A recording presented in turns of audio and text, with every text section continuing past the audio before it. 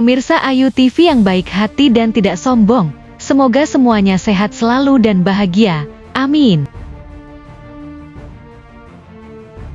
Episode kali ini, kita akan membahas pembelian pesawat tempur Rafale yang sudah datang ke Indonesia. Kita akan membuka rahasia. Langkah strategis apa yang membuat Presiden Prabowo memutuskan membeli Rafale.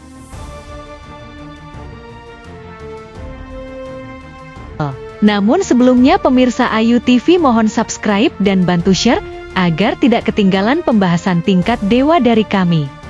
Baiklah, kita buka fakta sejarahnya. Tahun 1970 Prancis bersama negara Eropa anggota NATO seperti Jerman, Spanyol, Italia sepakat mengembangkan pesawat tempur buatan bersama. Kebetulan saat itu Prancis memang sedang ingin membuat jet tempur baru untuk menggantikan Mirage, Jaguar, Super Étendard. Alih-alih membuat jet tempur bersama, Prancis memilih keluar karena tidak setuju konsep jet tempur yang hanya fokus superioritas udara. Hanya digunakan pertempuran udara ke udara. Prancis akhirnya memulai proyek sendiri, membuat pesawat tempur multirole. Sanggup digunakan banyak peran tempur. Sejak tahun 1985, pabrikan pesawat Dassault Rafale memulai proyek pembuatan pesawat tempur multiperan. Pesawat yang sanggup perang udara ke darat, bisa untuk intercept, operasi kapal induk, bahkan bisa melakukan serangan nuklir. Proyek ambisius Prancis itu diberi nama Avion de Combat Experimental,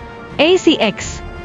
Rafale punya keunggulan dalam manuver kelincahannya. Jika Sukhoi Rusia terkenal dengan formasi Cobra, maka Rafale terkenal dengan kelincahannya. Uniknya, manuver lincah Rafale justru disebabkan sayapnya yang pendek, memunculkan ketidakstabilan yang dikembangkan menjadi kelebihan manuver udara. Rafale dikenal memiliki sayap Delta Canard, inovasi aerodinamis yang menggabungkan sayap Delta dan Canard aktif. Selain lincah, Rafale sanggup mendarat dan terbang di landasan pendek. Bahkan dalam situasi perang Rafale bisa mendarat dan terbang di jalan tol. Rafale menggunakan mesin Snecma dengan konsumsi bahan bakar rendah, tapi mampu terbang 2 kali kecepatan suara. Bahan pesawat terbuat dari komposit menyerap radar dan kompresor mesin didesain agar sulit dideteksi radar lawan. Rafale yang dibeli Indonesia juga dilengkapi radar AESA, radar yang mampu mendeteksi pesawat lawan sejauh 200 km. Sekaligus mampu melakukan perang elektronik,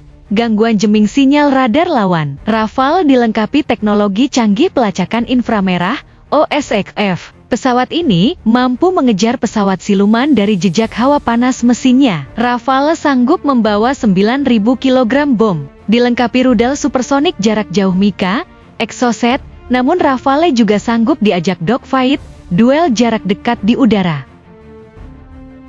Filosofi, karakteristik kemampuan manuver aerodinamisnya, Rafale dianggap sangat cocok menghadapi ancaman geopolitik di Selat Malaka yang padat dan sempit. Rafale akan ditempatkan di Pangkalan Udara Rusmin Nuryadin, Skuadron Udara 12 di Pekanbaru Riau, sangat dekat dengan Kuala Lumpur Malaysia, dan Singapura. Di masa depan, Rafale juga akan disiagakan di mulut Laut Cina Selatan di Skuadron Udara 1 di Pangkalan Udara Supadio Pontianak. Rafale disiapkan menghadapi dinamika garis putus-putus Tiongkok di Laut Cina Selatan. Prabowo sadar, pembelian pesawat tempur jangan sampai mengulangi kesalahan masa lalu. Pesawat Hawk Inggris dan F-16, Indonesia mendapat embargo malah dilarang dipakai perang. Hubungan baik Prabowo dan Emmanuel Macron menjadi jaminan Rafale bebas digunakan tanpa ancaman embargo di saat perang. Media Prancis La Tribune pada Juli tahun lalu menyebutkan, Indonesia akan menambah pesanan Rafale dari 42 menjadi 66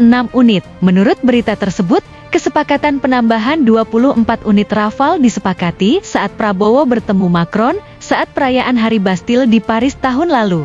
Hubungan baik Prabowo dan Emmanuel Macron juga memudahkan pola pembiayaan rahasia dan sumber dananya. Pola pembiayaan yang melibatkan Bank Prancis BNP Paribas dan Bank Mandiri di Cayman Island dengan perantara Crédit Agricole adalah skema rahasia tingkat tinggi. Underlying pencairan aset petinggi negara masa Orde Baru adalah rahasia Presiden Prabowo tanpa harus mengganggu anggaran belanja negara. Menteri Pertahanan Syafri Samsudin menegaskan, pembiayaan alutsista tanpa batas kedaulatan negara tidak ada harganya. Prabowo tahu banyak aset orang Indonesia di luar negeri yang bisa dimanfaatkan untuk pembelian senjata. Kini 3 pesawat Rafale sudah datang dan akan mulai ditempatkan di Pekanbaru. Indonesia tidak suka, tidak mau berperang. Tapi Indonesia tidak mau polos, tidak mau direndahkan. Ancaman terburuk jika Malaysia nekat menyerang Laut Ambalat, maka dalam hitungan menit Rafale akan terbang hancurkan Kuala Lumpur, Malaysia. 66 Rafale sama dengan 5 skuadron di Pekanbaru dan Pontianak. Kalau Malaysia memantik perang di Ambalat, maka Sabah dan Sarawak akan rata dengan tanah. Ada pepatah kuno, jika inginkan perdamaian, maka bersiaplah untuk perang.